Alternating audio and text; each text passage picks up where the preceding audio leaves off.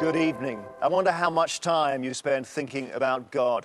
It seems everyone in the world has a view. For some, God is personal, believing is a vital part of their individual identity. For others, God is political. Faith makes them part of something much bigger. In fact, God is a subject that every generation in every culture has thought about, argued over, and fought for. We have 90 minutes tonight, and we are going to use it to try to work out how we feel about God, what our beliefs make us think and do. We can't promise any neat conclusions, but we'll be hearing views from followers of different faiths and from people who don't believe in God, both here in London and from our international studios. And we'll be bringing you the results of a specially commissioned global opinion poll about God and us. 10,000 people in 10 different countries have been asked about their beliefs and their attitudes to religion, and we'll be comparing their answers. We've also had cameras around the world to get the thoughts of a wide range of people. Before we meet our guests, let's just hear some personal views about the meaning of God. God is everything. Absolutely everything. Every particle, every feeling. God is the mind and the heart of the whole earth. Is the mastermind. God is the creator and the ruler of this universe and my life. He's omniscient and omnipresent. It's us. We are God. I think he's probably a jazz buff. For us, God is truth, consciousness, and bliss. He's the one who causes us to live, causes us to die, and who will bring us back to life again. God is one, and he's eternal. He's capable of filling our hearts and changing our lives. God also has different names. Rama, Mudimo, Hashem, HaKadosh Baruch Hu, the Lord Jesus Christ, Radha Krishna.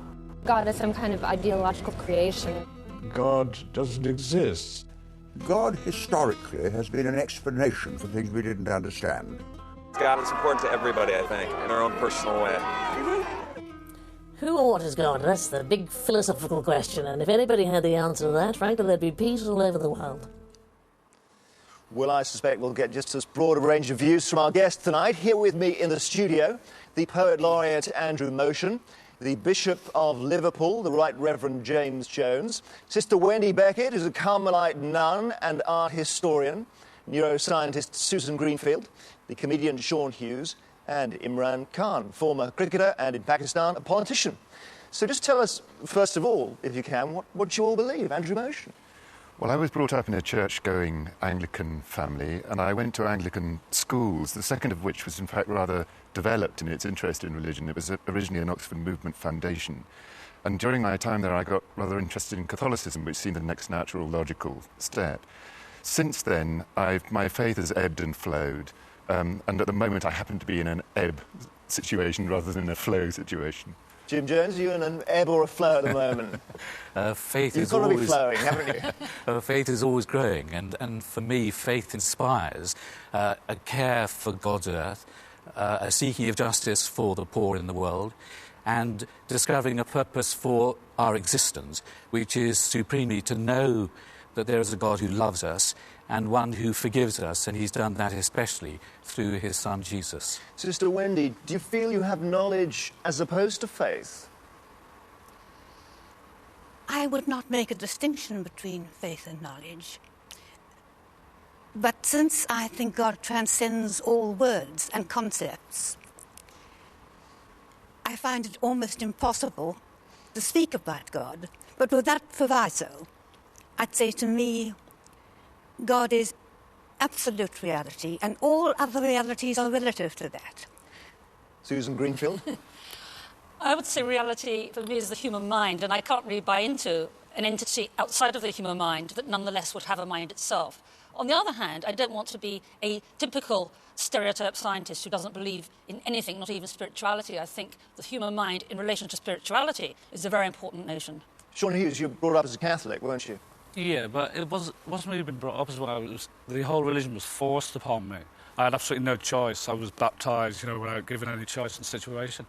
Even was an altar boy, and then even thought about becoming a priest, and then I stopped believing totally in God. Imran Khan, your beliefs?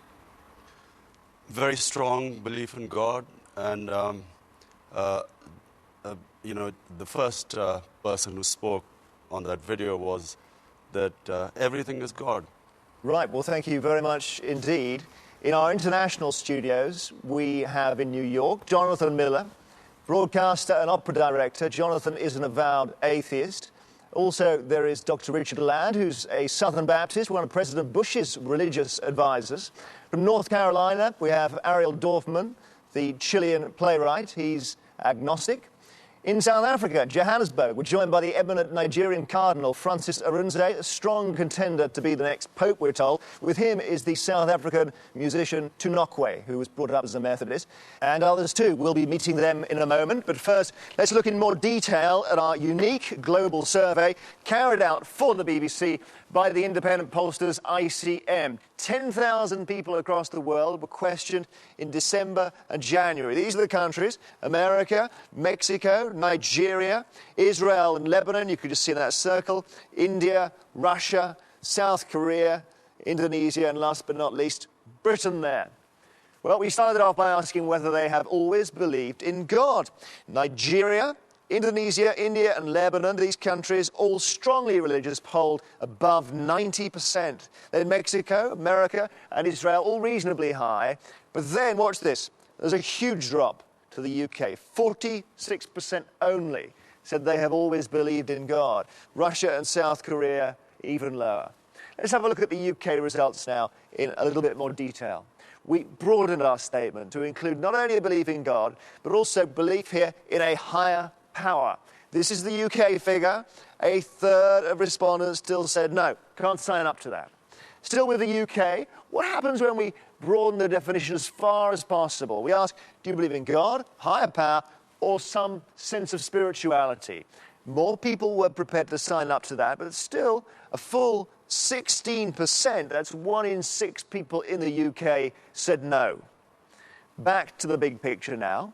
And this was the next proposition. I find it hard to believe in God when there is so much suffering in the world. In the countries where there has been hardship, Lebanon, Nigeria, India, Indonesia, seems belief in God is unwavering. But the country that struggled most with suffering was the UK again. Look at that. More than half agreed that suffering did make belief very difficult. The next statement posed the question that has troubled man through the ages. Did God or a higher power create the universe? The replies were varied here. Indonesia, Lebanon, Nigeria agreed yes, it was God. India, America, Mexico and Israel all polled strongly here. But in the UK, barely half agreed. We are seeing a pattern here. Britain, South Korea and Russia, these 3 countries lagging behind in question after question. Finally, for the moment, we asked all 10,000 people if they would die for their God or their beliefs. Right at the top again, here they are, Nigeria and Indonesia. There's a very high score from America as well, where nearly 3/4 said they would. Compare that to the UK, which at 19% is once again down at the bottom, along with South Korea. And what if we compare the different religions? Which of them are most likely to die in the name of their faith? Here are the results. Muslims, 85% said they would. That compares to 59% of Christians, just under half the Hindus, and here we are, a third of all Jews. James Jones, the UK seems to be struggling, doesn't it? What's going on? In fact, Imran's just whispered to me, tough job you've got there. I mean, I think there are a lot of reasons, although I wouldn't want to let the church off the hook and say that there's a challenge here. I mean, what is interesting from these statistics is that whereas Britain was once a centre of mission, it now becomes a field of mission in the 21st century. So there are some tough challenges, but I think there are some reasons that explain those sort of statistics. Although, again, a really interesting feature of the statistics is that when it comes to suffering, you would have thought that a part of the world which suffered a lot would find suffering such a difficulty for belief in God. They don't, whereas we who have, by comparison, a very comfortable lifestyle, find suffering so intolerable and such an obstacle. Andrew Motion, do you think we are seeing here the portrait of the UK as a secular nation? Well, it seems like it, doesn't it? I mean, I think it's very difficult to feel convinced that the reasons for the 3 lower-end countries, the 3 least spiritual or devoted countries, having similar reasons for being in that state. I wonder, in our own case, whether it hasn't got, this may be a bit fanciful, but I wonder in our own case whether it hasn't got something to do with feeling, at least for the last several decades, that we've been a nation in decline from the days of empire. And during the days of empire, Christianity was so fundamental to what the empire was doing, what it was about, that maybe we've thrown that away as the empire has declined, and what we seem to have turned into now is a culture in which, and various other of your statistics bear this out, a culture in which the emphasis is very emphatically on the individual. So we've got a range of faiths, some of which are very small, others of which are more developed. Imran Khan, you're a Muslim. I suppose you've lived here, I know, for a time. This might be something for Britain to be proud of, that the people here have no onus on them at all to go a certain way. They can make up their own mind. Well, just to give an example, Britain stood to gain from the war in Iraq. And yet people in my part of the world were stunned when we saw these massive demonstrations where people stood for fairness and justice, because they felt that it was an unjust war. That surprised all of us, because here is a country which is secular in the sense that most people don't believe in God, and yet there was this strong sense of fairness, which is rooted in religion. And it's an enigma to me and a lot of people from my part of the world. Susan Greenfield, do you think that the sense of fairness is rooted in religion? Not necessarily, it doesn't have to be. I think in this country, as Andrew says, there's a great premium on being an individual, and what intrigues me is how one manifests one's individuality, and it could even be through something like astrology. And I noticed the survey didn't say how many people in the UK believed in astrology. I think it would have seen much higher figures if it's seen that. Yeah, that may be true. Were you impressed by the fact that as you widen the envelope, more and more people sign up? So when you say, do you have some sense of spirituality, people say, oh, yes. Well, exactly, and that's why I think if we'd widened it to astrology as well, then it would really have had a large buy-in. But I think it's very important that one has a sense of the individuality. And that's not a good thing, necessarily.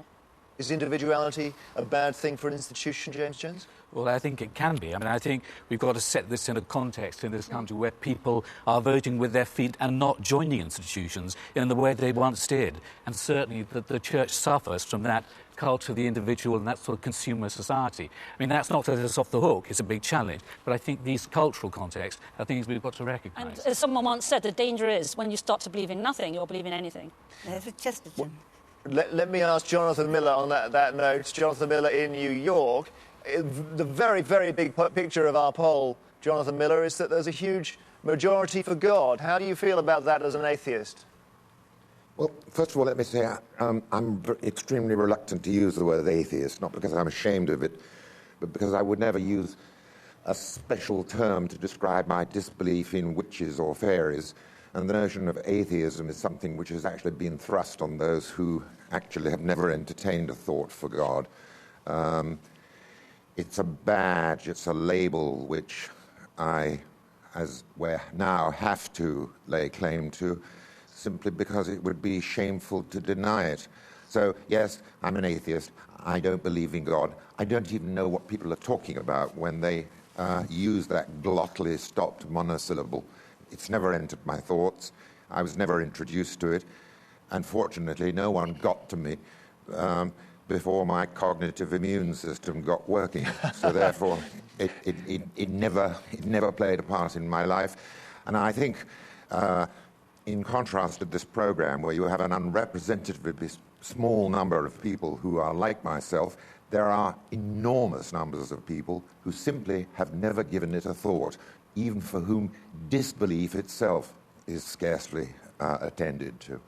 But isn't it the case that the polls suggest that most people tend to believe in God, and therefore, I don't know if it's a massive collapse in the immune systems that you're referring to, but how do you explain that? Well, first of all, I don't trust these sort of media-driven polls. They always ask extremely simple-minded questions and get simple-minded answers. It's never a way to really find out what the distribution of thoughts and opinions really is. Of course, religion is very widespread. It's been very long-standing.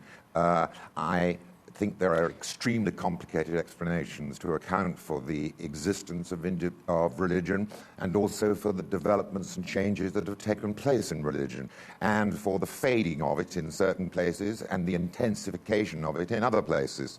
It's an extremely complicated sociological and anthropological issue. Let's talk about the results in Nigeria. Cardinal Orunze, your country is almost off the scale. It's a very happy thing for me to note that your poll sees the Nigerians as believing there is God. They don't have any doubt.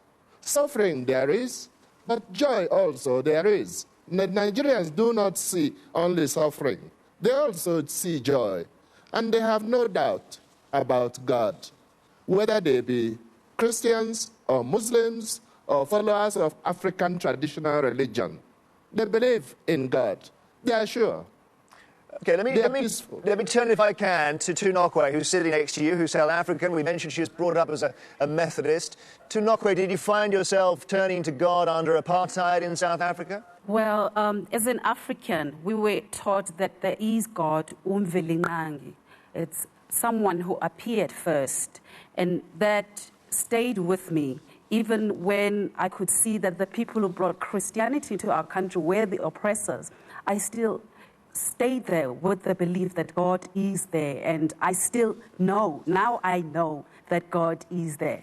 Right, let's speak to Rabbi Shlomo Rizkin in Jerusalem, if we can. Tell us what you make of this polling that we've done. The real question is, how does one define God? And I think many of the responses would flow from that. From a Jewish perspective, from a biblical perspective, when Moses asked God, tell me, what is your glory? Who are you? What are you in this world, insofar as human beings can understand you? The response was that God is unconditional and free-giving love. Hashem Hashem kel rachum v'chanun. A God of justice, a God of peace, a God of truth. Rabbi, thank you very much indeed. If you have such a concept of God... Just getting an early thought from you. We'll come back to you on some of those subjects that you raised. Let's hear some more thoughts from across the world on why people believe.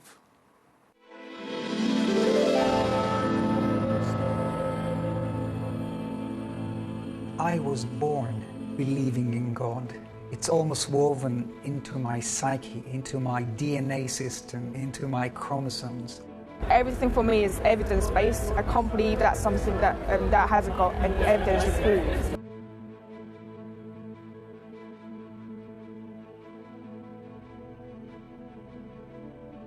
God doesn't speak very often, except in vampire films.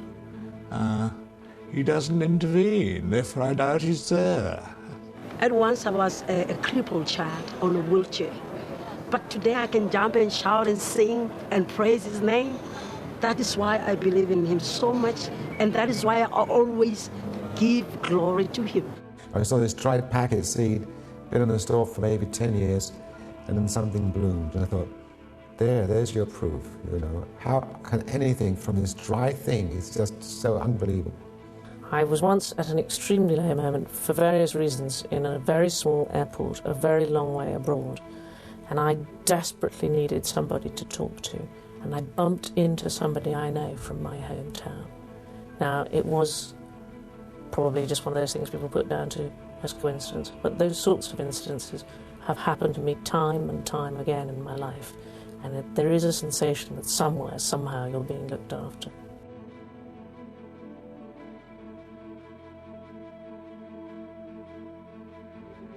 If you believe in science, if you believe in evolution, then you can't believe in God. I just feel that humans, man created God rather than the other way around. A godless man is not a human being. Well, let's go to some more of our studios around the world there. Pick up on some of those thoughts. Sagarika Gosa is in Delhi. Sagarika, tell us your own individual perspective on that. Yeah, well, from the point of view of the Hindu tradition, actually, the belief in God is not just a single mental position. It actually spans the whole range of positions, from semi-agnostic, almost atheist, to fundamentalist. I mean, all of these positions would be classed in the Hindu tradition as believers. Mr. Miller, who says he's an atheist, would also actually be accepted in the Hindu tradition as a Hindu. So the point is that I'm just saying that the Hindu tradition accepts a whole range of positions as belief. You can believe either in God or you can believe in the supremacy of the Vedas, which are the holy books. So there's not that kind of binary opposition between belief and non-belief. But in our poll, Sagarika, in our poll, we saw India scoring very high on belief in God, and yet your country was... That's right. The country of Gandhi and Nehru was secular, was it not? So what is happening? Yeah, well, secularism is really a sort of, is the government statement on pluralism. You know, in a country like India, which is faith-driven, which is 99% religious, the government would have to be secular. It can't be seen to err on any one side of any religion. So I believe that the natural governing principles of India have to be secular. They have to be plural. They have to sort of reflect the plurality of religious beliefs here. Thank you very much indeed, Sagarika. I want to turn to Ariel Dorfman, Chilean playwright. And listening to Sagarika there, Ariel, and also hearing our voices on the film, is struck by the difference between institutional religion and personal individual belief. What's your take on where Latin America is in that? Well, let me start by saying that I believe in angels, because certain miraculous and strange things have happened in my life that I just can't explain. Latin America is, like the rest of the world, going very secular. There's a great deal of modernization in our societies. And at the same time, I think that because of the degree of suffering, the grinding poverty, and the sense of helplessness that many people have, I think you will find very strong forms of belief in our societies. We have lived, a very special situation, which is that Catholicism came into Latin America and converted the Indians, the indigenous population, forcibly as so, and created a sort of a synthesis between beliefs that were native and beliefs that came from the West, from Europe. And that has created, I think, a situation where many, many people profess to believe very deeply in different forms of spirituality. But lately there's been an upsurge of evangelicalism, which is a direct relationship with God, with many, many people, with enormous fervor. And it's most fervent, in fact, with societies that have indigenous populations or African-American populations. And I think that's one of the reasons that's happening. And just in terms of writing, magic realism is big in your part of the world. Is that to do with people exploring individual types of belief, finding out their faith for themselves?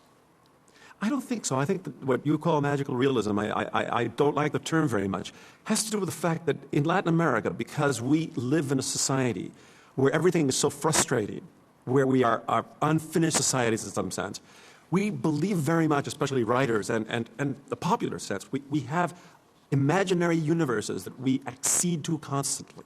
So it's always better to live in your mind and in your heart and think and project upon to the world other alternative possibilities.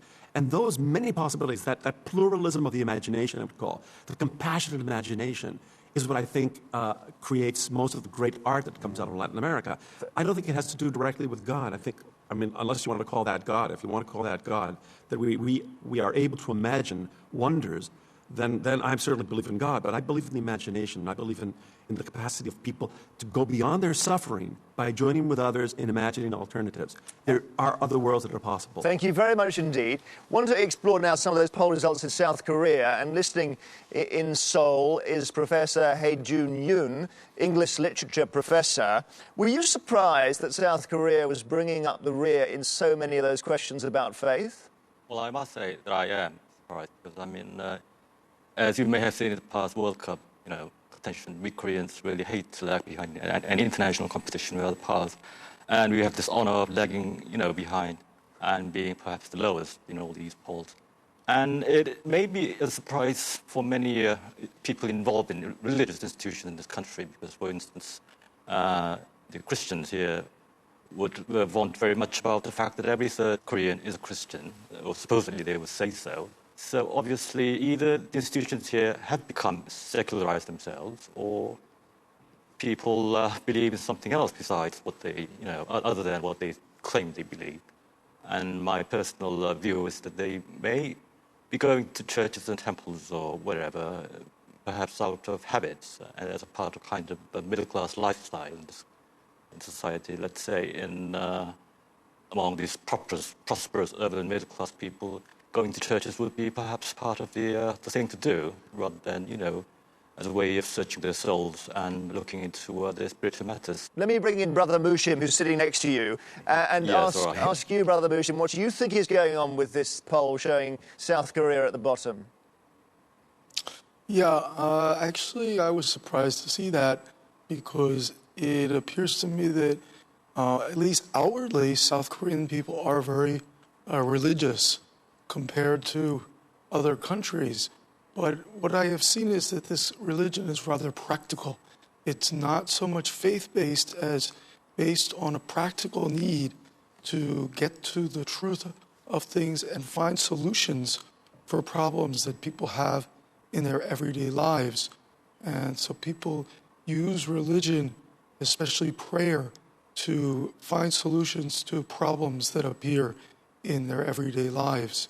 For example, in the temples, even the temple that I stay at, where I am the abbot, people ask monks to pray for them.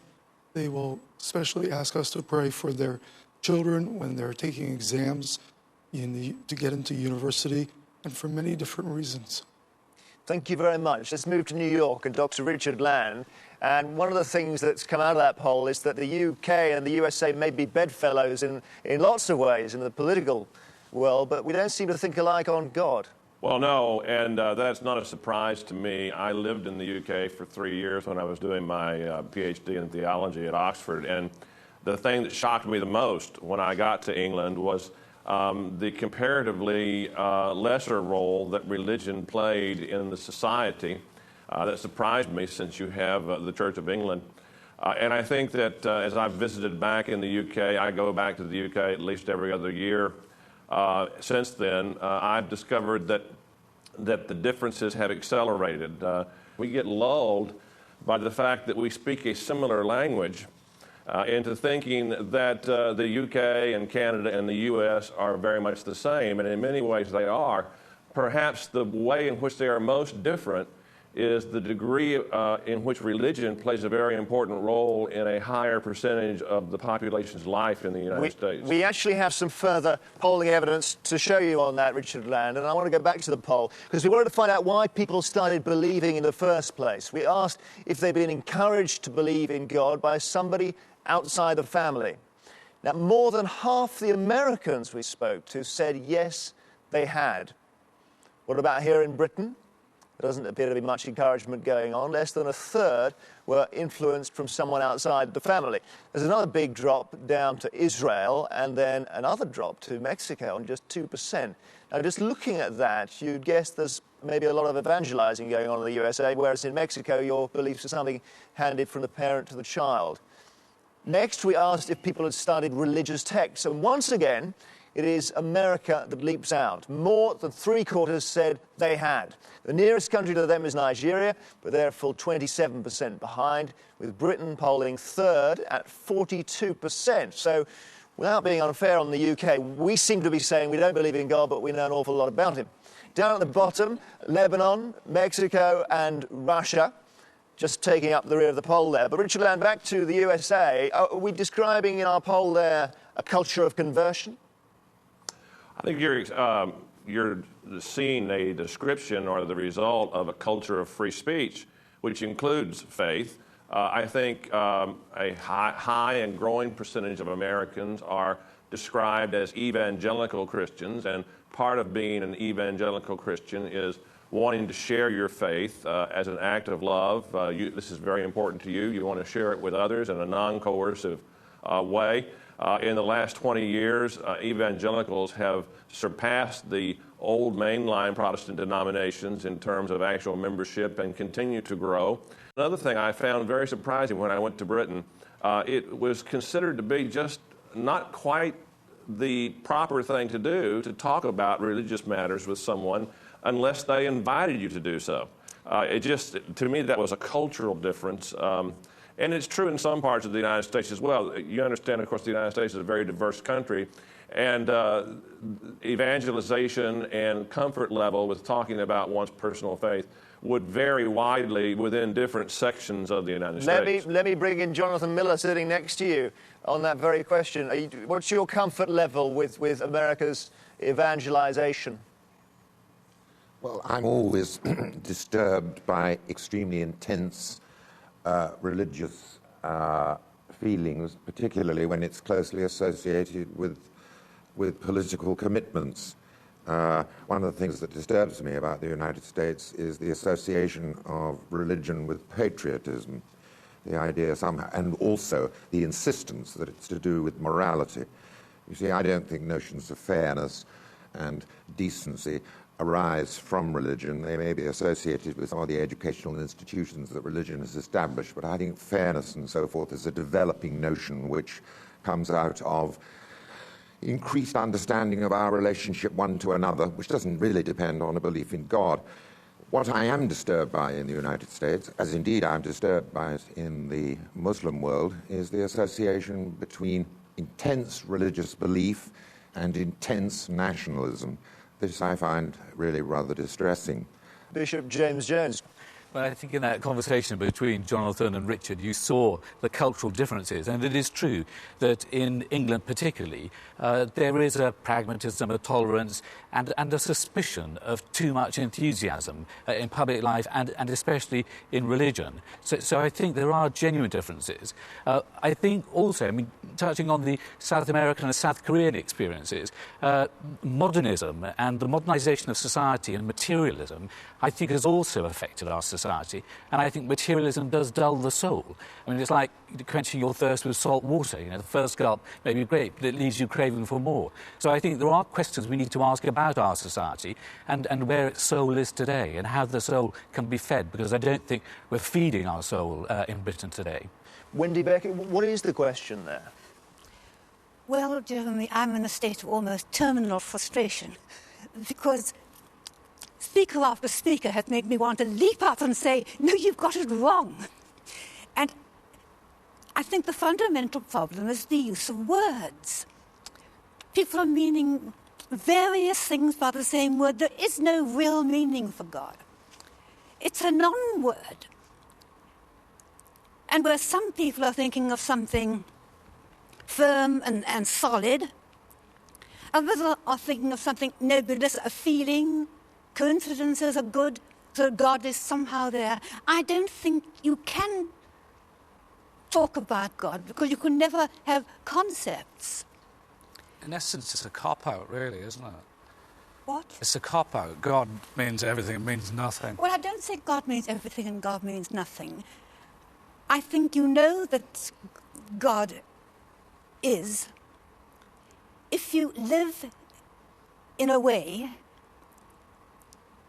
that shows reverence towards other people, never damages anyone. And in fact, the Eastern religions take it even further. You don't even damage animals or insects. But Sean Hughes sitting next to Wendy Beckett. Now, you may well live in reverence to other people, I don't know, but you don't believe in God, do you? Yeah, but that's the whole point. I'm a vegetarian. I will not eat another animal, and I will not hurt another human being if I can possibly not hurt them. And I love the fact that in Britain, people are quite spiritual. Yes. And the reason they don't believe in God is because it wasn't forced on them as a child.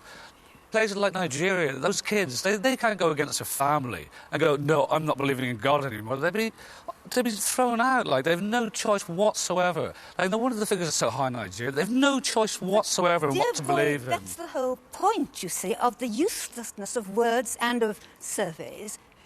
Because whereas the Nigerians might be all brainwashed, I'm not saying they are, but could be, we say you are, I would say somebody's touched by God if they're living in truth. And the fact that you say that you were a Catholic and you're not anymore, that's fine. You're trying to be true to yourself. I don't care tuppence. But the point is, I can be a good person without the reward of heaven at the end. Did you ever say I don't mind, No, but that's the whole point. The reason a lot of people do believe in God is for this big reward when they die. No, they're not believing in God. But you're being naive to think that isn't why a lot of people do believe in God. All right. Everlasting life. Susan Greenfield wants to come in, because we've been listening with great interest. I think what would be more helpful is if we don't try and argue the toss over whether God exists as not as some disembodied entity or indeed try and define God. But I think it'd be very interesting to talk about belief and what belief does to our lives and the value of belief and why some people believe and other people don't believe. And I think that'd be a common language, dare I say, that we all understand, we could all talk about and we could all explore and compare in different cultures. Belief, not God. Andrew Motion, do you think people can be spiritual without a religion?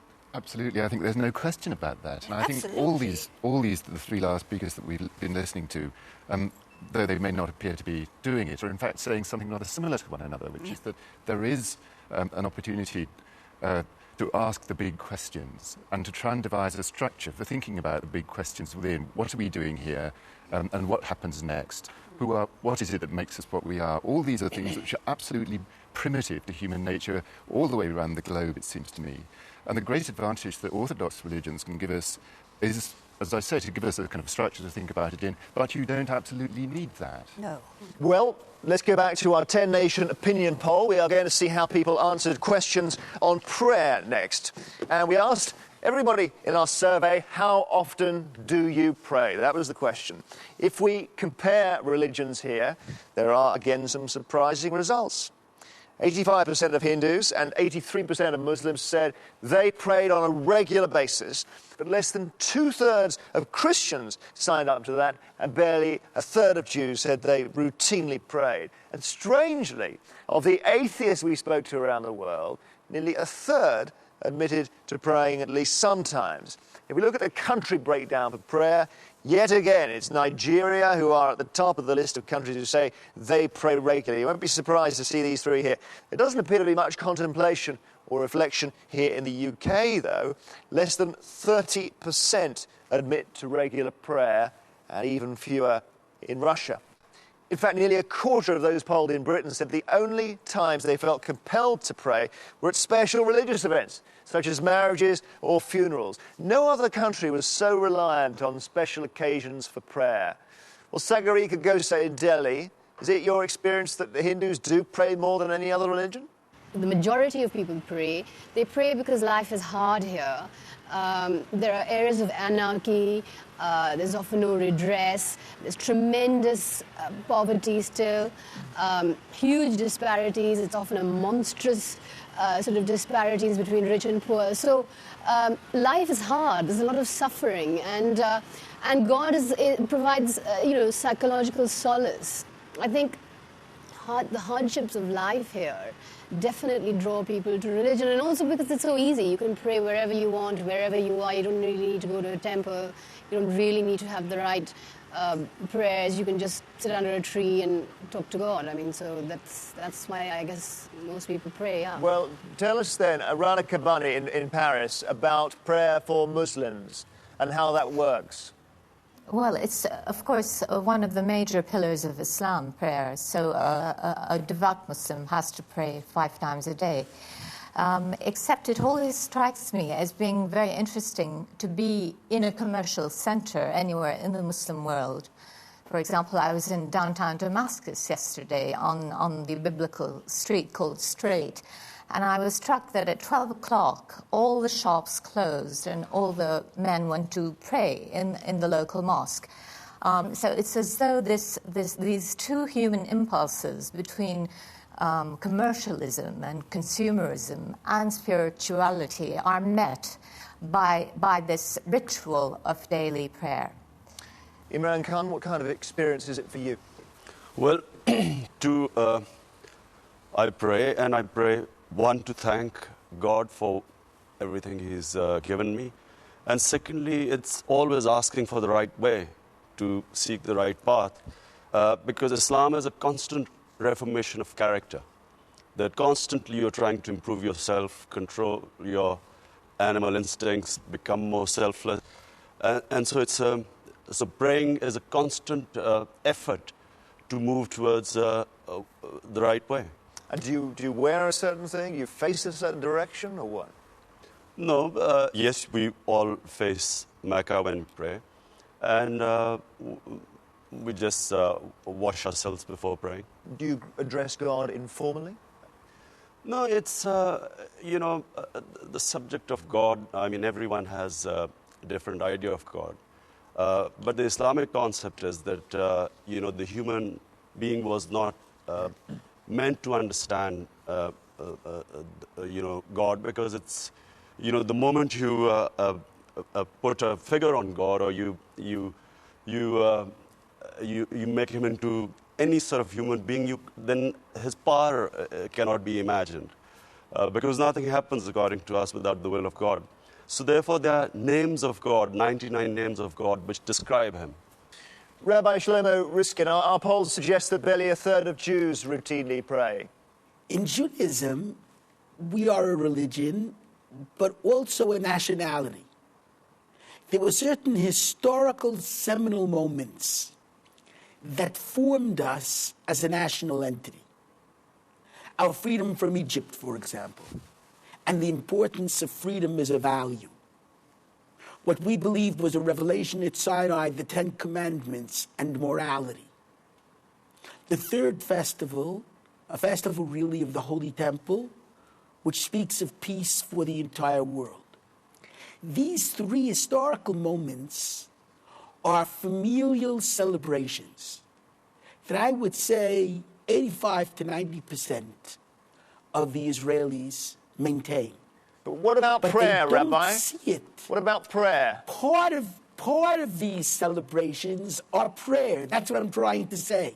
In other words, God is mentioned a great deal, but it's not church-oriented or synagogue-oriented in that sense. Is it possible to be 100% Jewish and not at all religious? I would say it is possible to be a very good Jew and not necessarily to be religious, yes. Thank you very much. In South Korea, Brother Mushim, is it possibly the case here that because Buddhism doesn't have a higher power as a reference point, people who are religious are still saying they don't believe in God? Yeah, people who are religious, some of them say they don't believe in God. It's true. Some of them say they believe in their mind, or they believe in truth. But there are many Buddhists who also pray and also believe in God. And is Buddhism, therefore, an exercise in getting closer to another? Well, we say in Buddhism that you need to get closer to your true self, to the truth that is what you really are. And to find that, we have meditation. We also have different kinds of techniques. We have prayer.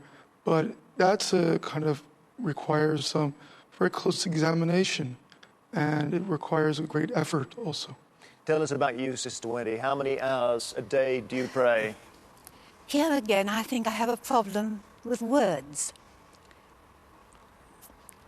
Because what is prayer? I spend 7 hours a day that I would say that's my prayer time.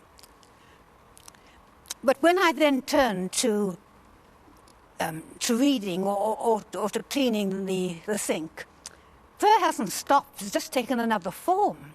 Is it prayer with words or not? No.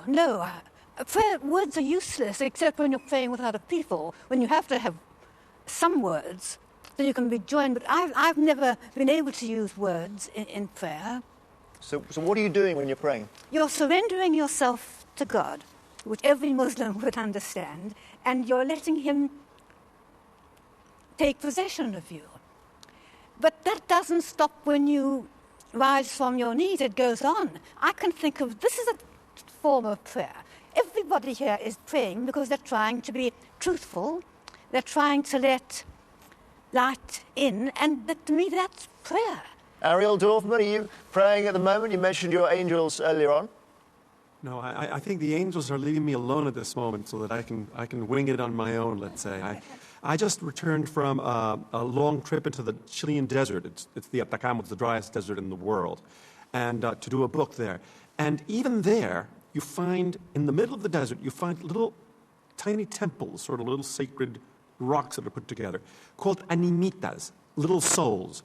Those are places where people have died violently, and therefore their spirits seem to be still around, you know.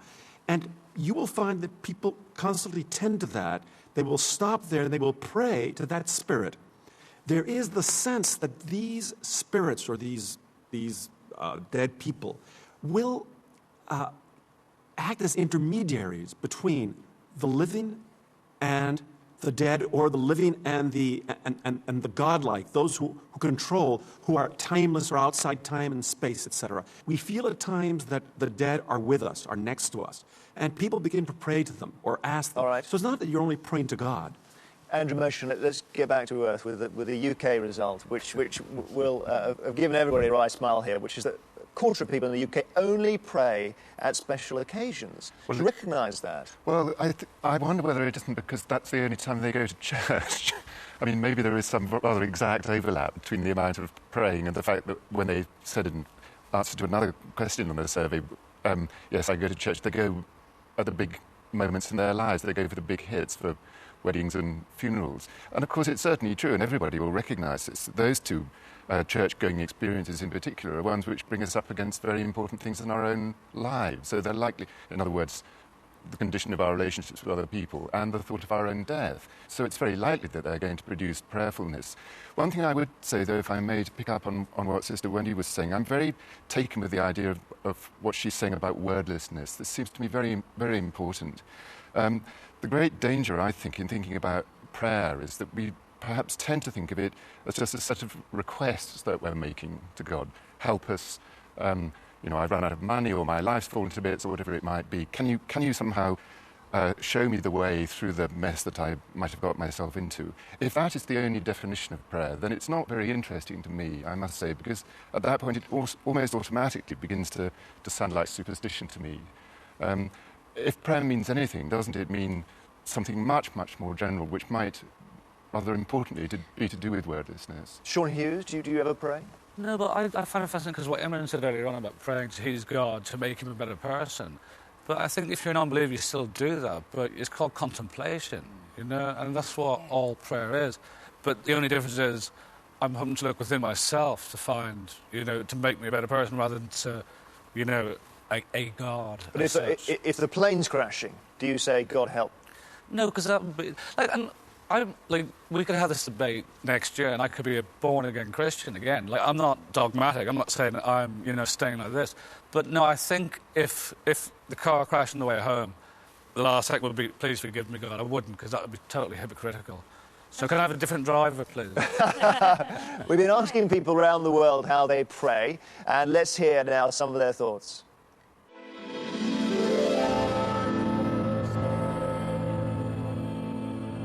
Prayer happens when you are grateful in life for all that you have, or when you are utterly helpless.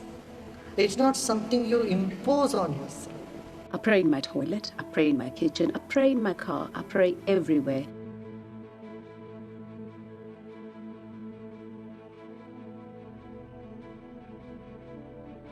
The strength of God in that respect for me was something that helped me to go through a time when I was totally lost and confused by the illness of my son.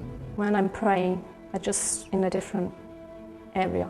I just close my eyes, just ask for all the nice things to happen, all the badness to go away. The Olympic Games in 1984, when I won my Olympic gold medal, that was one of the most interesting times of my life, and I do pray an awful lot, and that was a time that I spent praying and praying, please God, let it be right.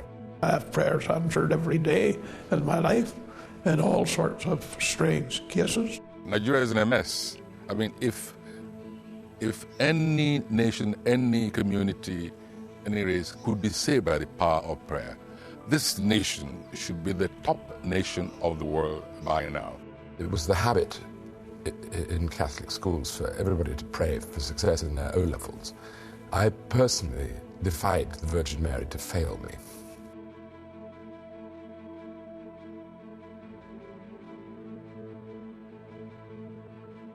I prayed to him for nothing, but I pray that I may be able to endure it.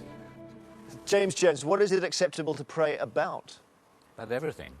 There's nothing too small and there's nothing too great. When a young person prays, or an older person, they do want to know, of course, if there's anybody at the other end who is listening. And I take all that Sister Wendy has said about prayer, but I think there does come a point when you ask that question, is there somebody responding to what I'm reaching out to. But can you say, help my team win this weekend?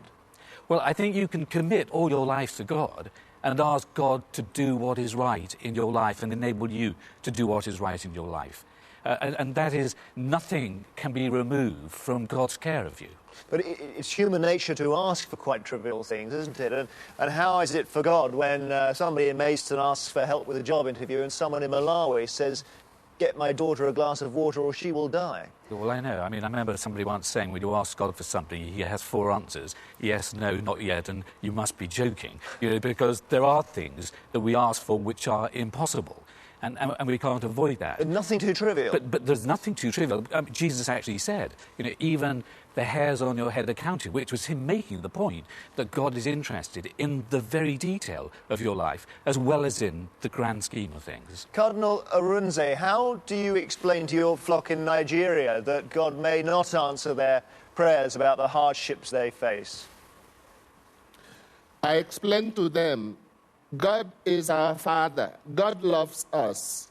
The child who asks the mother or the father for a gift, the mother and the father listen. They love the child. The child may ask for fire because the color of fire is very nice to the child. But the mother may have to say no. And because the child trusts the mother, then there will be faith. And therefore, people pray. Moreover, please, let's get it clear. Prayer is not primarily to ask God for things at all. Primary in prayer is adoration. We adore God. We thank him. We ask him to forgive us our sins. And then we also request for what we need. That also. But those same Nigerians also know that they have made many requests to God, and they got them, including miracles. The very priest who baptized me, Father Cyprian Michael Iwenetansi, when his remains were brought back to Nigeria from Mount St. Bernard in Leicester, in England, back to Onitsha, a woman who had cancer, whom the doctor had told to go back home and die at home, touched the coffin and jumped up. Well, documented by the hospital, finally approved by the doctors and theologians when this priest was beatified. That's a miracle. Let me go to Tunokwe then. Do you believe in miracles, Tunokwe? Yes, I do, but sometimes it becomes so irresponsible of us because we just wait for miracles. And sometimes we start to pray because we are going through hard times. And I know that when I was growing up, I was raised to believe in God and to pray. But I was very, very disappointed by the very same people who were telling me to believe in God. And I almost gave up. But now, today, I know that the thing to do is to have a personal relationship with God. And when you pray, you don't pray because you're asking for something, because the Bible says what you deserve, you will get at the right time. Why do we ask? Because we know that the things will come to us at the right time. Thank you very much. And Susan Greenfield, we heard the Cardinal's extraordinary story there. Do scientists have anything to say about the proven power of prayer? I think scientists have a lot to say about the placebo effect, and one could argue that prayer was a form of placebo. And placebo, just to remind you, is where something inert or neutral nonetheless has a beneficial effect on your health because you believe it to have some special property. And this is a very robust phenomenon now, and I think it makes sense because you'd have kind of biological anarchy if your immune system and your nervous system and your hormone system weren't somehow wired up together. And there are some very interesting science studies showing, for example, that the mere smell of chocolate can beef up your immune system. Now, it seems to me that a lot of what previously has passed for miracles are really human belief. And again, come back to the issue of belief, because I think belief is a very strong and important phenomenon in the human mind, that could drive then a change in the immune system. When you said the word placebo, Dr. Richard Land burst out laughing in New York. Why was that? Well, I didn't burst out laughing. I did smile. I think that you either believe in the miraculous or you don't believe in the miraculous. When we pray to God, our Father, through Jesus Christ, his Son. We can make our petitions known to him. He cares about us. He knows us. But we should always conclude our prayer. First of all, we should always be seeking God in prayer. We're to seek his face. We're to seek to let him talk to us. Susan Greenfield wants to go back in. Hang on. But because all of that is a belief in itself. What he's saying Yes, is a it belief. is. Yes. And so what goes round in you're- circles, therefore. Just saying Well, a and belief you're- is a and belief you're- is a belief. Well, my belief in God is a belief, and your belief that the miraculous doesn't happen and there has to be another explanation is also a belief. No, it's not. It's a documented fact that certain beliefs, and I don't talk about religious ones, the belief that some inert substance contains medicinal properties, that is proven it can have an effect. But that doesn't mean that that's the explanation for what happens. It's an explanation for what happens in some cases. Your Well, that's an belief explanation then, isn't it? that there has to be an explanation that doesn't involve the miraculous I is a didn't say belief. And the Cardinal's belief that there is a miraculous explanation for this occurrence is a belief. Richard, They're thank you both for now. beliefs. Thank you for now. How do our views on morality and religion compare? Let's look at that now. Let's return to our ICM global poll, and we asked our sample several questions about the way religion affects our behaviour. Let's have a look at the results. First, we asked all 10,000 people if God or a higher power judges our actions and the way we live our lives. A clear majority from Indonesia, Lebanon, India, Nigeria and America all felt their behaviour was being watched, they're being judged. But here in the UK, only 42% said yes. And at the bottom, once again, it's South Korea there. What about the religious breakdown, then? The question, remember, does God judge us, or a higher power? 90% of Muslims said yes, he does, along with more than 8 out of 10 Hindus, but only 71%, in fact, of Christians. And 70% of Jews felt God was judging the way people led their lives. Next we asked, does a belief in God make us a better human being? By religion, more than 85% of Muslims, Hindus and Christians, we questioned, all said yes. But then there were two surprising figures. Only 2/3 of Jews said believers were likely to be better people. And interestingly, nearly half of all the atheists said that God, or belief in God, makes you a better human being. That was the atheists. We wanted to know if you believed anything happens to us after we die. Nigeria, once again, up there at the top. At the bottom, Mexico, Russia, Britain, India and Israel. And going faith by faith, who believes most in life after death? Let's look at this. 71% of Muslims do. That compares to 2/3 of Christians, half of all the Hindus, and 43% of atheists. Imran Khan, let me ask you, do you think religion is a good way of giving people a sense of right and wrong? Yes, I believe so. If you have complete faith in God and you believe that He's watching all your actions and that you are accountable to Him and you'll be judged accordingly, then if your faith is strong, then your life has to change. Then you have to go according to what to please God.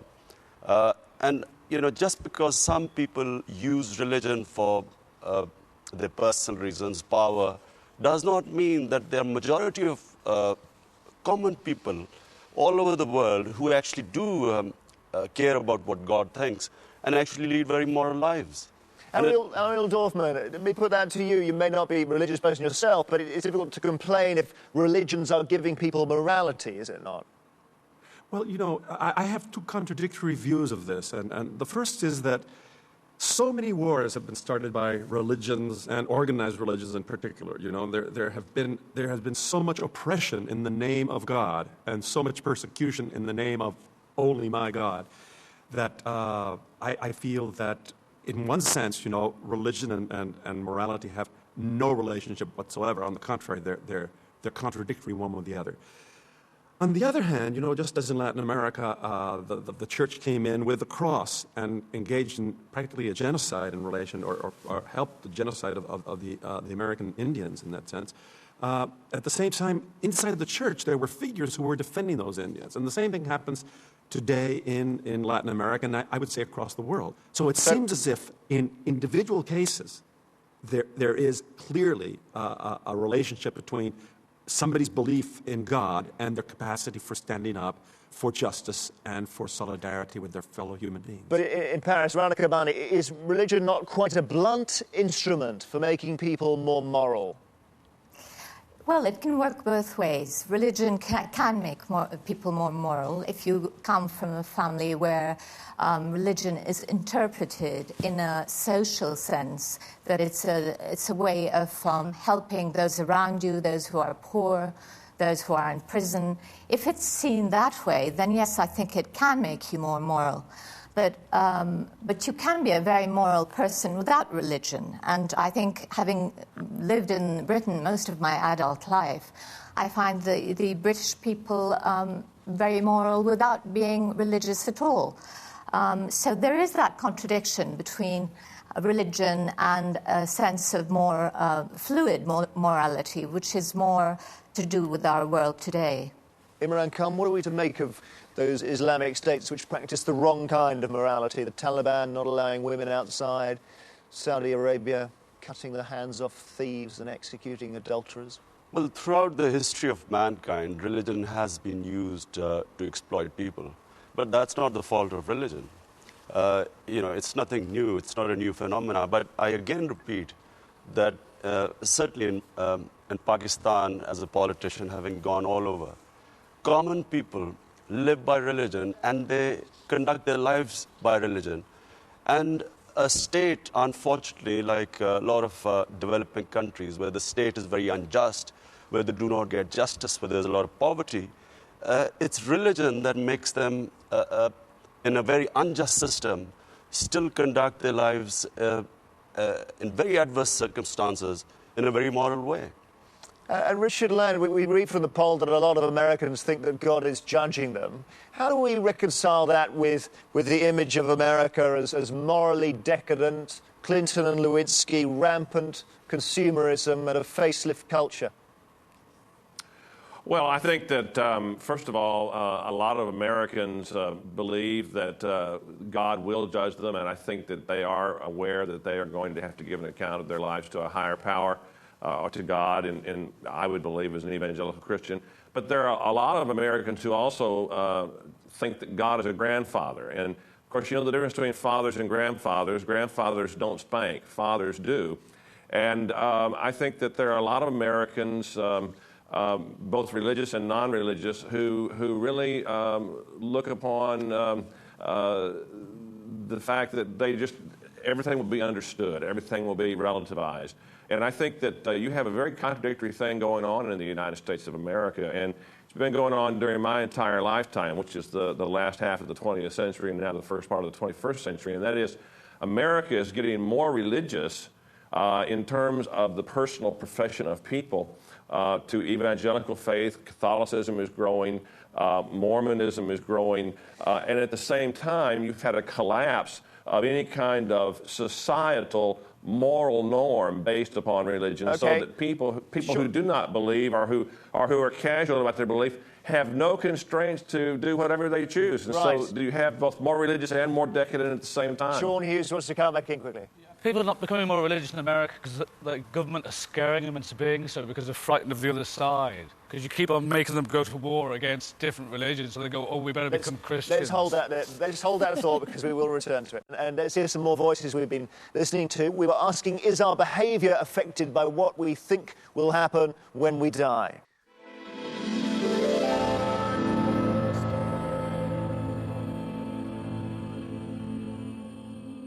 There is life after death, and that life is life with God.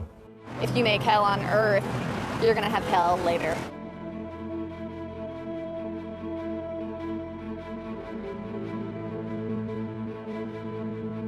We are not people of the world, we are people of the hereafter. I mean, the boredom of it, for a start. Unless we're different creatures, can you imagine sitting through eternity, either singing hallelujah or wishing they'd stop sticking forks in you? The life we live should be the most important. There's no point in worrying about what's going to happen just after we die. We die. Just try to live as a good person during this lifetime. Don't worry about what has to expect you in the next lifetime, or whether you go to heaven or hell. There will be a day of judgment for everybody, in which the quality of our lives will be examined and the way we have behaved towards other people. We learn about what lessons we have learned in the physical plane. You're reincarnated according to the deeds that you have committed in this life. There is a place called hell, which is a place of torments and punishment. And those that refuse to repent and believe the gospel will go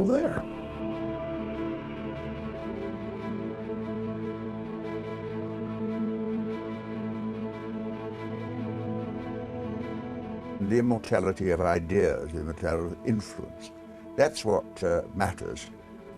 You go back to nourish the earth that has been nourishing you all this time. For me, it's a very fair exchange. Sister Wendy, how appealing is it to live forever? Well, since I've no idea what it's going to be like, it neither appeals or unappeals. All faith is by definition impossible of proof. If we could prove it, it wouldn't be faith. So I'm looking forward to death, and that is going to be my one great chance to make a complete act of faith and dump off into what seems like nothingness, but which I know will not be. Sean Hughes, what do you think about the hereafter? I think, well, I don't know, obviously, but I think possibly your last thought is eternal life. I have a sneaking respect for reincarnation. But also, I think if there is a heaven, which I really don't think there is, surely God's going to let me in anyway, just because I didn't believe him. He's not going to be that petty. I thought he was a beautiful person. Of course you'll get in. Respect. Imran Khan, you had well-documented Playboy lifestyle in the 90s, before your current religious convictions that you turned to. Do you feel you are still working your way towards the afterlife and erasing that? Well, let me just first say that, like a lot of people, I was never certain about God, and there was a debate within my life which went on for quite a long time. And I find it very difficult to explain faith to anyone. It's something which you feel, and it's very difficult to make other people understand. You cannot, as a Muslim, you cannot not believe in the afterlife. I mean, if you believe in God, and the whole problem of coming to terms with suffering on this earth, if you do not believe in afterlife, then you can't explain all that. So, yes, I believe in the afterlife, and I believe I don't know what it's going to be like, neither do I know what God is like, nor the angels. Similarly, we don't know what the afterlife is, but we do believe that there is an afterlife, and it's dependent on how we conduct our life on this earth. James Jones, does the Church of England believe that non-Christians go to hell? Well, it's not about the afterlife. It's about meeting with God now through the forgiveness of Jesus and having that relationship which goes on for eternity. That's central to Christian faith, the experience of forgiveness and mercy. Well, now for the final part of our programme, we are looking at whether conflict is caused by religion. Our poll asked some questions relating to this, dealing with the way religious people saw other faiths. First, we asked our sample if they could sign up to this very exclusive statement here: "My God is the only true God." 95% of Muslims say yes to that. But does that make them narrow-minded or just truly committed? We'll be discussing that. Only 2/3 of Christians and Jews agreed. But look at how different countries have answered the same question. Some of the most religiously divided countries polled highest here. In Indonesia, which has seen political and religious turmoil in recent years, 96% agreed, as did 94% in Lebanon, which saw civil war throughout the 70s and 80s, and 94% again in Nigeria, which has seen a recent increase in violence between different faiths. Then we get a steady decline. Mexico, Israel, India, we can see these countries all the way down to South Korea and Britain, where less than 1/3 of people agree that their God is the only true God. Last place for the UK there. Now, what about the blame game? Which religion is the most likely to blame other religions for the troubles in the world? Well, tolerance seems to be the overall view, but 34% of the Jewish community do blame others. Compared that to Christians, 24%. Muslims, only 14%. If you look at the country breakdown, again, pretty tolerant view everywhere. Look at Indonesia, South Korea, America, India. Israel, slightly less tolerant. 1/3 agreed there. But it's Britain that leads the pack here when pointing the finger at other religions for the trouble in the world. Look at that, 37% in the UK. Rana Kabani in Paris, do you sense religion acting as a force for conflict? Well, I think one problem we haven't mentioned at all is the financing of religion in today's world and the kind of extremist movements we've seen in Judaism, Christianity, and Islam are movements with a great deal of money and power behind them. So they are not sort of movements that grow out of the natural order of things. They are movements that are heavily financed by vested interests. And I say this with a great deal of concern and sadness, coming from an area where there's a lot of religious conflict, the Middle East. But I also think that religion throughout history, whether it's during the Crusades or whether it's during the inter-Christian wars in Europe, in the Middle Ages and later, or whether it's in Ireland or in the Middle East today, religion has always been used as a banner of conflict rather than the reason behind it. Do you think, Rana Kabani, we're seeing a religious war in Israel? Well, I think we're seeing something very extraordinary happening. I watched the Palestinian movement very closely in the 70s, where it was largely a secular revolutionary movement that wanted national liberation. And within 25 years, that movement has changed completely into a religious movement. Again, in Israel, you've had a huge increase in Jewish fundamentalism. And so you also have a breakdown in Israeli society between those who are secular and liberal and want peace with the Palestinians and the very far right, which doesn't want any of these things. So I think you see these almost lines of irreparable difference in these countries. Let's talk then to Jerusalem, to Rabbi Shlomo Riskin. Would it not be better if the religious content of that conflict were taken out? I think certainly it would be, but once again, it depends what the religion preaches. The Bible, the prophet Micah, speaks of everyone calling upon his God and our calling upon our God forever. In other words, you don't have to be Jewish. You don't have to keep the commandments of Judaism to have a share in God or in redemption. We've never insisted on exclusivism. I think that's a critical thing. Why do you think our poll suggests that Jews are more likely to blame other religions for the troubles in the world? Because I think we're suffering terribly from suicide bomber attacks in the name of religion. Rana Kabani? Well, I think that's just a very minor point in the sense that suicide bombers are part of the radicalization of Palestinian society brought on by a very lethal and violent and brutal occupation that has not only brutalized the Palestinians, but the Israelis themselves. And so it's a manifestation rather than a main point in this conflict. Richard Land, tell us about America's role in all this. Does the US back Israel because of the religious dimension?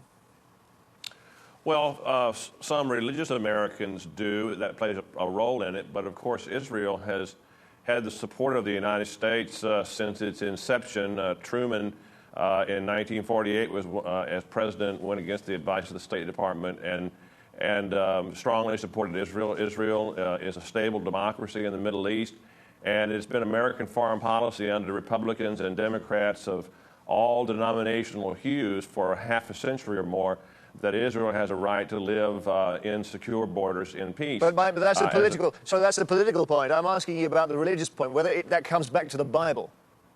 Well, I think for many religious Americans, it does. It doesn't. For me personally, I believe that the Jews going back to the land of Israel is a fulfillment of prophecy. But at the same time, I have no problem with an independent Palestinian state on the West Bank that lives in peace with its neighbor Israel.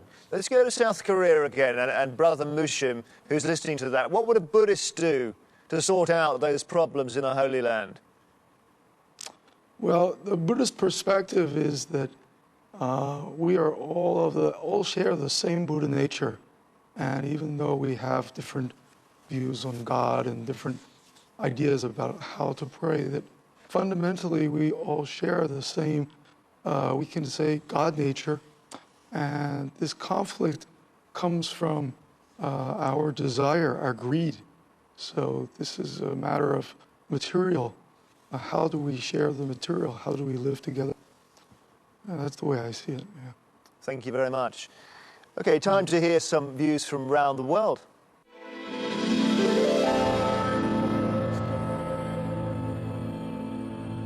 All the main world religions are about peace. Islam as much as Christianity. It's the way that people distort religion that causes the wars.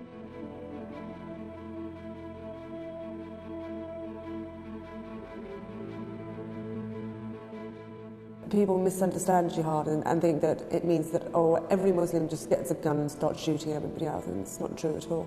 The only time when you would wage war is if there is a threat to religion in some way or form. In order to release people from tyranny and from oppression, if fighting necessitates that, then we have to fight.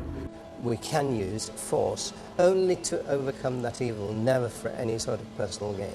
Starting a war and then saying that they did it for religion and saying that they did it for God is just a big fat lousy excuse. Killing people is bad. It's a sin. I know it because I've done it and I've gone through the process. I've seen Muslims dance across a minefield and get blown to pieces.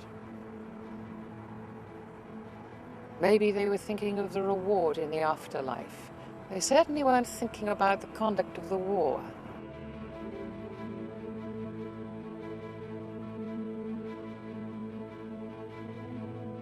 The justifications of it doesn't become less important if you call it in the name of God. I also want to remind people, if they blame violence on religion, that the 20th century saw the worst genocides possible, and they were secular. Communism, Hitler, Pol Pot. Imran Khan, would you kill for your God? If my country was occupied, I would fight for it. James Jones, would you? I don't know the answer to that question. I'd have to see what the situation was. What I do know is that down the centuries, people of power who have wanted land have used religion to sanctify their cause. But anybody who looks at the sacred texts of Islam, Judaism, Christianity, the Bhagavad Gita, will know that right at the heart is a thirst for justice and mercy. The rabbi quoted from Micah, what does God require of you? But to act justly, to love mercy, and to walk humbly with your God. Now that's the essence of all the religions. And if people of true religion espouse those virtues, then religion wouldn't be the cause of conflict in the way that some people have made it. And indeed, looking at our poll, Sagarika Ghosh in Delhi, it's difficult to tell where religious violence is coming from. You have a very high level of belief in India, and yet quite a lot of religious strife. Yeah, I mean, I just like to say that listening to this discussion, I was really struck by how much commonality there is among all the religious views. I mean, the human condition is clearly, an insecure and a lonely one, and religion just answers the call of the mind in different ways, so it's really all kind of boils down to the same essential principles. And I think that this call or this sort of hankering or searching is such a visceral one and such a needy one that it obviously gets exploited by political leaders, by violent leaders, and gets harnessed to political causes. And that's what's happening in India. I mean, it's not, you can't blame, religion for this. It's politics, and it's the quest for votes that is actually fueling, religious hatred, as well as, somebody mentioned the finances. I mean, there are huge lobbies actually financing riots. I mean, there are riot-making machines that are geared towards, electoral benefit. Whereas, in fact, the soul of religion is so universal, and everybody is saying the same thing and answering the same call. So it's just precisely because it's so powerful, it's such a resource in the hands of political leaders that they use it for their own purposes, and that's what's happening. And we seem to be seeing a rise in fundamentalism in lots of countries. In Pakistan, for example, Imran Khan. Well, I think it's been exaggerated, because if you look at election results in the past 50 years, the extremists or the fundamentalist parties have barely ever got 5% of the vote, except in the last election, when because of the bombing in Afghanistan, there was a reaction against the US policy, and the religious parties got 10% of the vote. But it's never happened in our history. The people have always voted for moderates. It's never the majority of the population has always marginalized fundamentalism and extremism. Cardinal Arunze, we see this strife in Nigeria between Muslims in the north and Christians in the south. Is that fundamentalism on the move? It is not as simple as that. You see, conflicts often have many causes. The causes may be political, economic, tribal, unhealed historical memories, all that put together. And you need only a few people to ignite the situation with a sprinkling of religion. So often, religion is just one element among many. Genuine religion is about love of God and love of neighbor, and therefore respect for others. To the extent that a person kills other people or burns their houses, that person is not a good member of any religion at all. Rana Kabani so we in have Paris. to get that clear. Okay. Rana Kabani in Paris, bang up to date with the story that's coming out of France about the Muslim pupils who've been told they can't wear veils in school. Do you sense that that is the secular state fighting back?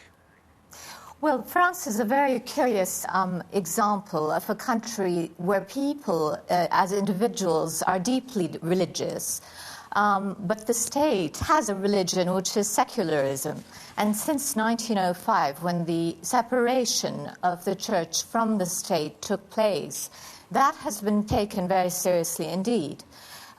This new law that has been just voted and will be passed and will be applicable as of September will create, I think, quite a lot of disturbance because it's left to the individual schools and institutions to determine how they're going to cope with it.